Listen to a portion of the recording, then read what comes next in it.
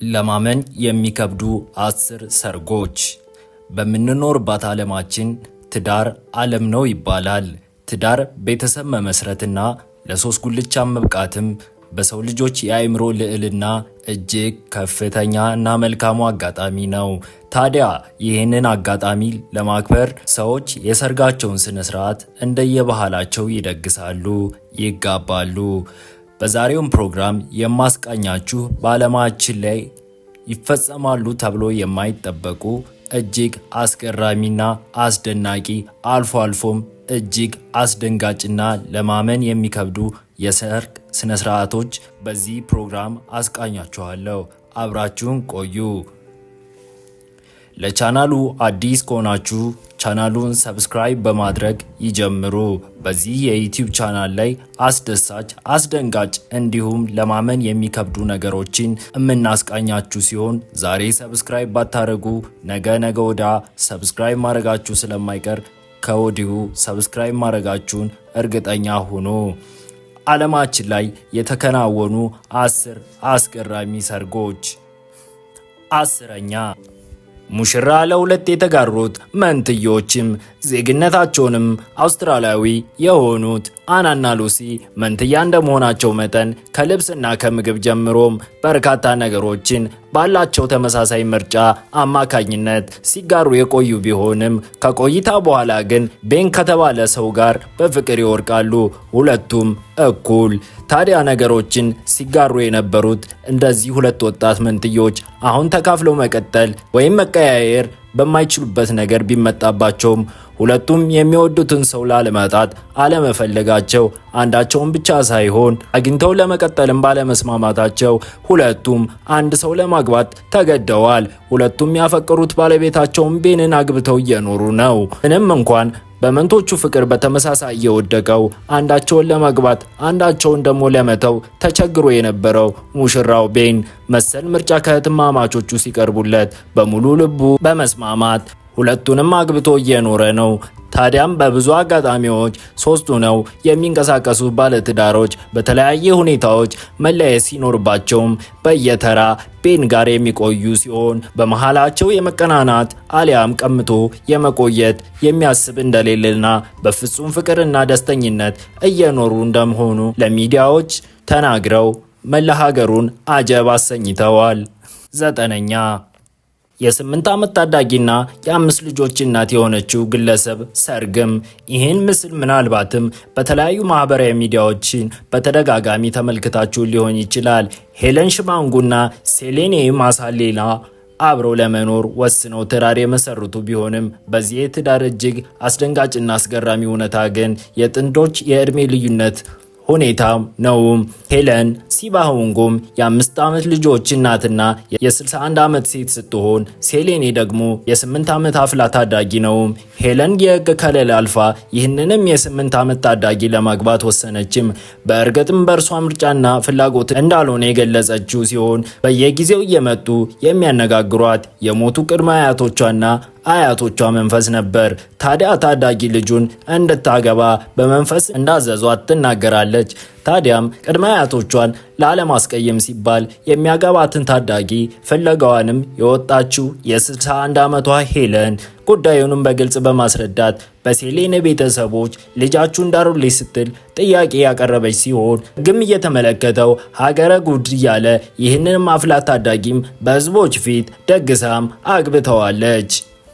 8ኛ ኑሯን በሳን ፍራንሲስኮ ያደረገችው የቀድሞ ወታደር ሪካም ከግንብ ስራዎቿ ጋር ለየት ያለ ቁርኝነት እንዳላት በቤቷ ውስጥም በምታስቀምጠው ቅርጻ ቅርጾች ማሳያ ቢሆኑም ከቆይታ በኋላ ግን ከዝነኛው የፈረንሳዩ ኤፍል ታወር ጋር ጠለቅ ያለ ፍቅር ውስጥ እንደገባችና ፍቅርም እንደያዛት ስሜቷንም መቆጣጠር እንዳልቻለች በመግለጽም ምስሉን ሰውነቷ ላይ ከተነቀሰችው በኋላም በ2008 ዓመተ ምህረት በይፋ ግንቡን አግብቻለሁ ስትልም አግብተዋለች። ግዑዙን ኤፍል ታወር ግዑዙን አካል እንደ ማግባትና የራሷ ብቻ እንደሆነም ለማሳወቅ መንገድ ባለመኖሩ ሪካም ትዳሬ ብላ ባገባችው ህንፃ ለመጠራት ሚስስ ኤፍል ተብያለሁ ስትል በይፋ ትዳሯን አጽድቃለች። ሰባተኛ ከእባብ ጋር የተጋባችው ህንዳዊም አንዲት ህንዳዊ ሴትም በ2006 ፍቅሩ ይዞኛል ካለችው እባብ ጋር ትዳር በመመስረት ዓለምን ጉድ አስብላለችም። እባቡን በህንዳውያን የሰርግ ስነ ስርዓት መሰረትም ቅልጥ ባለ ድግስ ያገባችው እንስቷም በተመሳሳይ እባብ መልካም ዕድል ያመጣል ብለው የሚያምኑና የሚመለከቱ ከ2000 በላይ ታዳሚያን በተገኙበት ሰርጓን ሞቅ ደመቅ ብሎ ለእባብም ተድራለች። ይህም እባብ በዕለቱ ሊፈጥረው በሚችለው አደጋ ታሳቢ በማድረግም በእባቡ ቅርጽ የተሰራ አሻንጉሊት በእባቡ ተወካይነት ሰርጉ እንዲካሄድ አድርጓል። ከዚያ በኋላ ግን ከእባቡ ጋር እየኖረች እንደሆነም አሳውቃለች። ስድስተኛ ከዶልፊን ጋር የተሞሸረችው ሴት በእስራኤል የሚገኘው ሲንዳ የተባለው ዶልፊን በመጀመሪያ እይታ ፍቅር ይዞኛል ያለችው እንግሊዛዊቷ ሻረን ቴንድለርም ለ15 ዓመታት ያክል ከዶልፊኑ ጋር በፍቅርና በጓደኝነት ከቆየም በኋላ የህይወቴ ትርጉም የሆነውን ዶልፊኑን አግብቼዋለሁ ስትልም በይፋ አሳውቃለች። ይህንንም ጉድ ስሙ ሲሉ ዓለም አቀፍ መገናኛ ብዙሃንም በፊት ገጻቸው መጥተው ነበር። ይቺ ግለሰብ ታዳ በመጀመሪያም እይታ በፍቅሩ ወደኩለት ያለችውን ለ15 ዓመታት ያክልንም ከሱ ውጪም ማሰብ አልቻልኩም ነበር ያለችውን ዶልፊን ያገባችው እንስት በተለይም በእንስሳትና በደህንነት መብት ጋር በተገናኘም በበርካቶች ዘንድ ጥያቄ ያስነሳ ጉዳይ ቢሆንም ትዳር መመስረት ማፍቀርም እና መሳምም ጥቃት ሳይሆን እንክብካቤ ነው ስትል ለተቃወማት ሁሉ በወቅቱም መልስ ሰጥታ ፍቅር እውር ነው፣ በቃ ፍቅር ይዞኛል ስትል አጠር ያለ ምላሽ ሰጥታቸዋለች። አምስተኛም ትራስ ያገባው ግለሰብ። ይህ እጅግ አስገራሚና አነጋጋሪ ጉዳይ ነው። ኮሪያዊው ሊጆን የፈጸመው ተግባር ከጃፓን ወደ ኮሪያ በመጣች ትራስ ናት ያላትን ረጅም ጊዜ ሲጠቀምባት የቆየችውን ትራስ በይፋ አግብቷታል። ከጃፓን የመጣችው ረጅም ቁመት ያላትና ይቺ ትራስም ዳካ ማራኪና የሚል ስም የሰጣት ሲሆን ባለቤቷ ሊጆን ከትራስ ጋር መጋባቴን አይተው ሁሉም ሰዎች ሊገረሙ ይችላሉ፣ ግን እኔ የተሞሸርኩት ከጉዝ ነገር ጋር ሳይሆን ከመወዳት ከማፈቅራትና ለእኔም ትልቅ ትርጉም ካላት ከራሴ ትራስ ጋር ነውም። ይህንም ብዙዎች ዘንድ ቅሬታ ቢያሳድርም እንግዲያው ተቀበሉት፣ ምንም ማድረግ አልችልም፣ ትራስ የህይወቴ ስጦታዬ ናት፣ በይፋም አግብቻታለሁ ሲል በይፋ አሳውቋል። አራተኛ ትልቁ የዕድሜ ልዩነት የታየበት ሰርግም። ምንም እንኳን በተለያዩ አጋጣሚዎች ከፍተኛ የሚባል የዕድሜ ልዩነት ያላቸው ሰዎች በትዳር ላይም መመልከት አዲስ ባይሆንም በዚህ በጎረቤታችን በሶማሊያ ምድር የታየው ግን እጅጉን አስገራሚና ያልተለመደ አስደንጋጭና በሕግም ከለላ የሌለው ነገር ነው። አህመድ ሙሐመድ የተባሉትም የ112 ዓመት አዛውንትም ከስድስተኛ ሚስታቸው ጋር በፈጸሙት የሰርግ ስነ ስርዓት ላይም ሚስታቸው ሆና የተሞሸረችው ሶፊያ አብደላ ደግሞ በወቅቱ ገና የ17 ዓመት ታዳጊ ነበረችም። ይህን በርካቶችም ያነጋገረ የህግ አካላትንም በእጅጉ ያስቆጣ ጉዳይ ነበረም።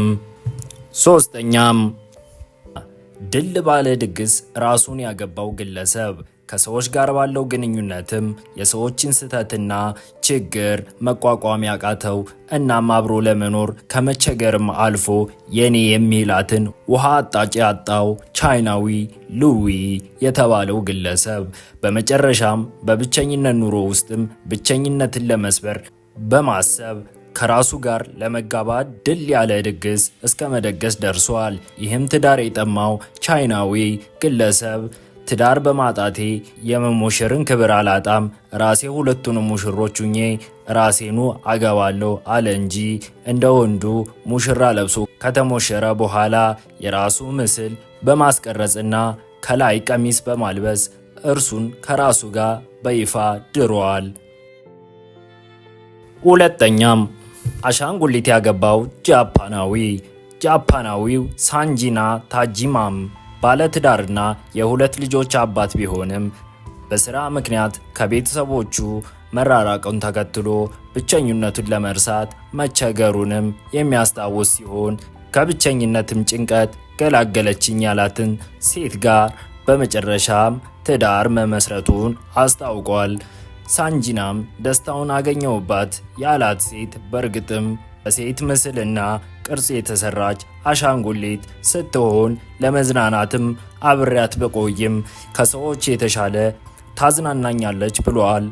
እንደ ሌሎች ሴቶችም ስትቀርበኝ ገንዘቤን አላየችውም ሲል የሰጠው ምላሽ በጋዜጣ ታትሞ አነጋጋሪ ሆኖም ነበር። አንደኛም የፒዛው ሰርግም ምንም እንኳን ሰዎች መርጠው የሚመገቧቸውና በፍቅር የሚወዷቸው ምግቦች ዘወትር ለመመገብ የሚመኙ ቢሆንም ለፍቅር መውደቃቸው እስከ ግንኙነት መዳረሱ ጤንነታቸውን የሚያጠራጥር ጉዳይ ነው። ሆኖም በደቡብ ማዕከላዊ ሩሲያ ስሙን መጥቀስ ያልፈለገ አንድ ግለሰብ ትዳሩን ከማጣቱ እና ለፒዛው ካለው ፍቅር በመነሳት ትዳሬ ሆዴ ነው እወቁልኝ፣ ከምወደው ፒዛ ጋር ተሞሽሬ የሚወደውን ፒዛ ለማግባት በቅቷልም።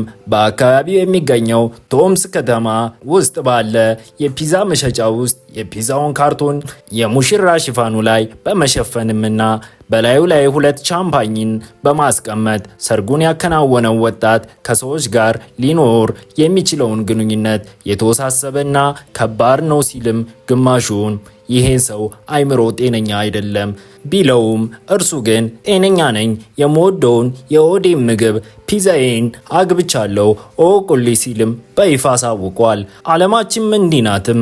በተመሰረቱ የቅናት ዕድሜ ውስጥም መፍረሻቸውንና ከምንሰማቸው ጭቅጭቅ ከተሞላባቸው ትዳር፣ በሰዎች ግንኙነት በእምነት ከመፈተን እንዲሁም ጉዛንን አግብተን እንደ ልብ መኖር እንመርጣለን በሚሉ በሚሞግቱና መሰል የተለያዩ የጋብቻዎችን መነጋገሪያ የሚያደርጉ እናም ክብሩንም በሰውም በፈጣሪም ዘንድ እጅግ ከፍ ያለ ልዕልና የተሰጠውን ትዳር በዚህ ደረጃ አውርደው እንዲህ ባለ ነገር መመልከቱ ልብን ክው ድንግጥ ቢያደርግም አይገርምም። ቸር እንቆይ።